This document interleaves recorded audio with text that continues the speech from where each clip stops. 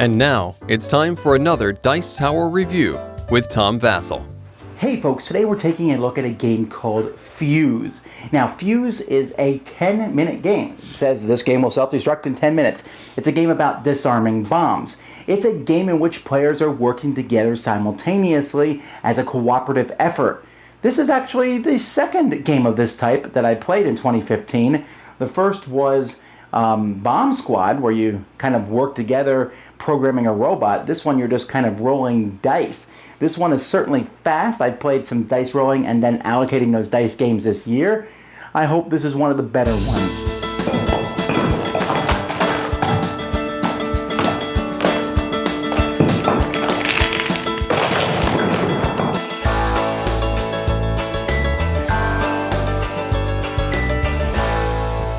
Now in this game, you're going to be defusing bombs. You're going to be doing that with dice. There are 5 different colors of dice. Each color is numbered from 1 to 6, and these are going to be placed in a bag.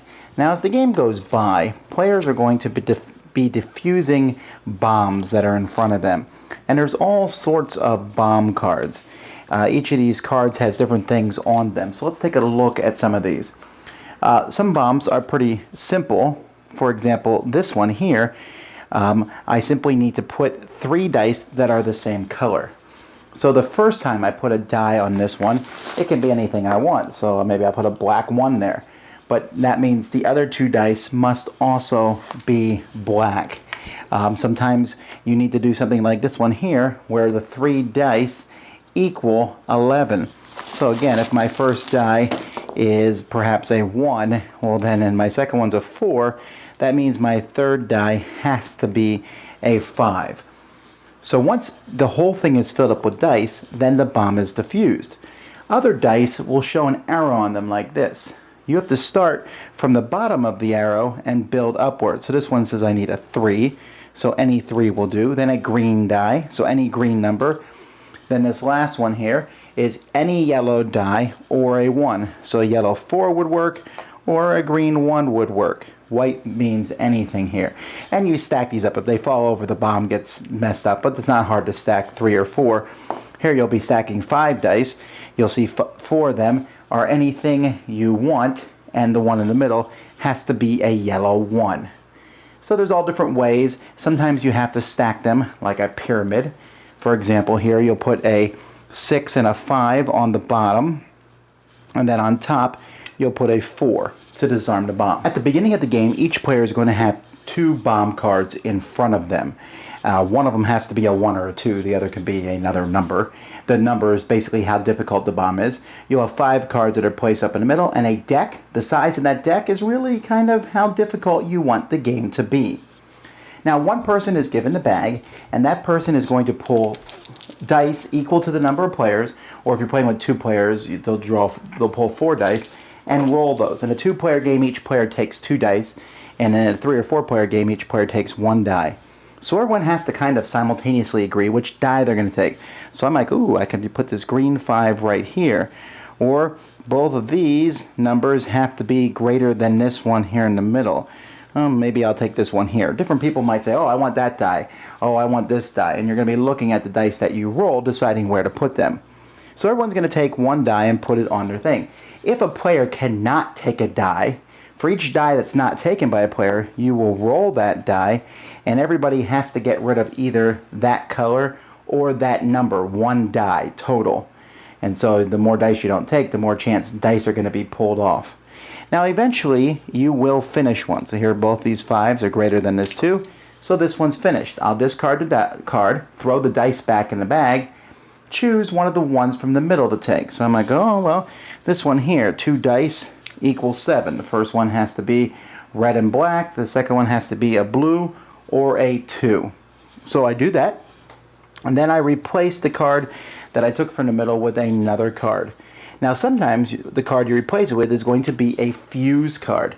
The number of fuse cards is also determined by the difficulty of the game.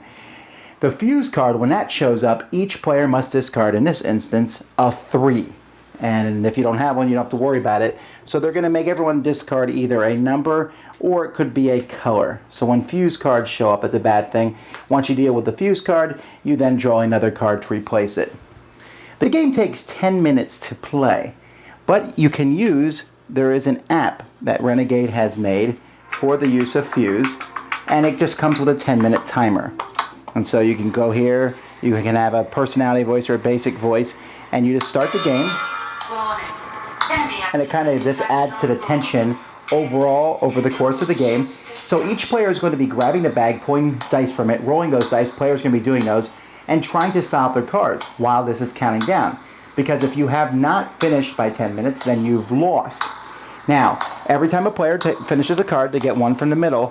When all the cards in the middle are gone, which means this deck is run out, there's no more to replace them, then players have won. They don't have to finish the cards in front of them. Unless, of course, you want to play on the insane level. And speaking of insane, there's even like higher level cards in here where there's 6-point cards. Just very difficult. You can see these take a lot of dice to finish them.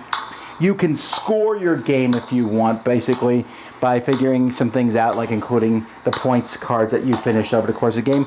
And you can modify how difficult it is by how many 1s, 2s, 3s, and 4s you put into deck, or even add the 6s in.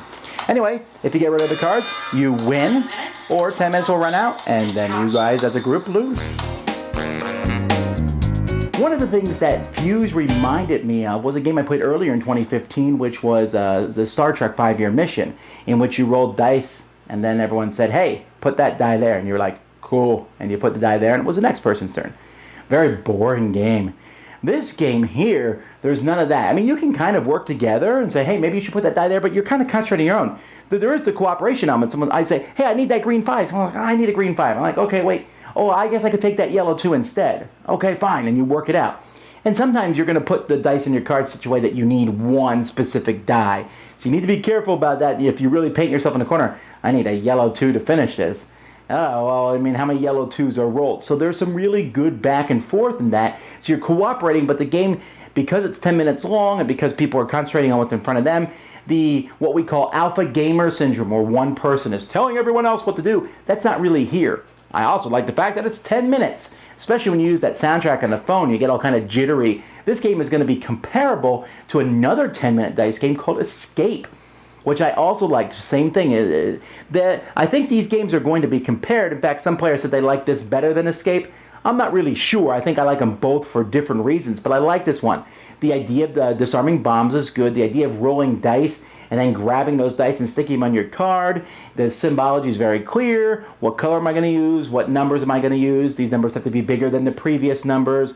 This has to be a very specific die. And the game is really easy to customize harder. I mean, you will probably, the first time you play, lose on the training mission. Let me see. There's Training, Standard, Expert, Elite, and Insane.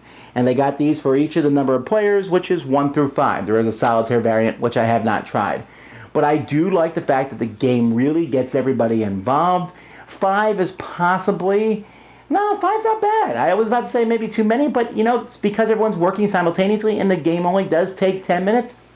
I don't know. So good theming. It's a small package, really. The dice are high quality. The cards look good. It flows very easily. You can teach this really quickly. If you mess up on your first run through and everyone loses, it's easy enough to jump right in and play again. A very solid offering from Renegade. I can see this one's going to have a lot of fans, I'm sure.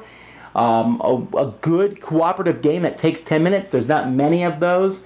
The fun of rolling dice. There are, like I said, other dice games have come out this year. This is one of the best of this genre. Dice Tower Judgment approved! Thanks so much for watching the Dice Tower videos. Find more great videos and reviews, as well as our top-rated audio podcast at Dicetower.com. You can also find other great shows at Dicetowernetwork.com. I'm Eric Summerer, and you've been watching The Dice Tower. The Dice Tower is sponsored by Cool Stuff Inc., where you can find great games for great prices. Cool stuff in stock. Check them out at CoolStuffInc.com. Shut the door.